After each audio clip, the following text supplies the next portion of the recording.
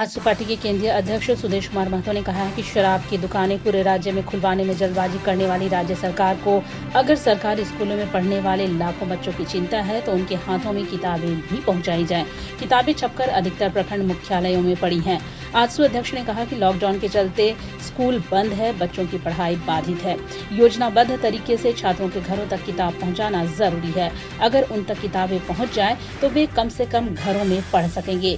शराब की दुकानें खोलने के लिए सरकार से लेकर सिस्टम की चिंता जग जाहिर है, लेकिन लाखों बच्चों के भविष्य से जुड़े मसले पर भी गंभीरता दिखाने की जरूरत है।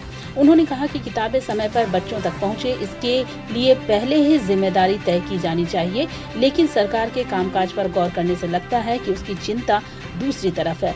शराब की दुकानें खोलने के लिए पूरा सरकारी तंत्र लगाया जा सकता है, तो बच्चों को शिक्षा से वंचित क्यों किया जा रहा है?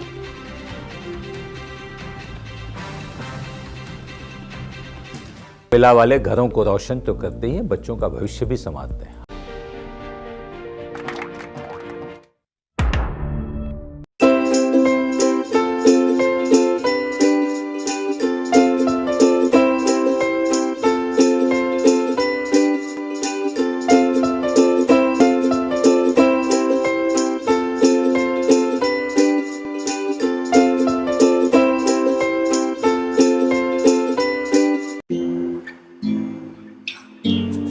हर घर चुपचाप से ये कहता है, अच्छा लगता है जब सब कोई अंदर रहता है।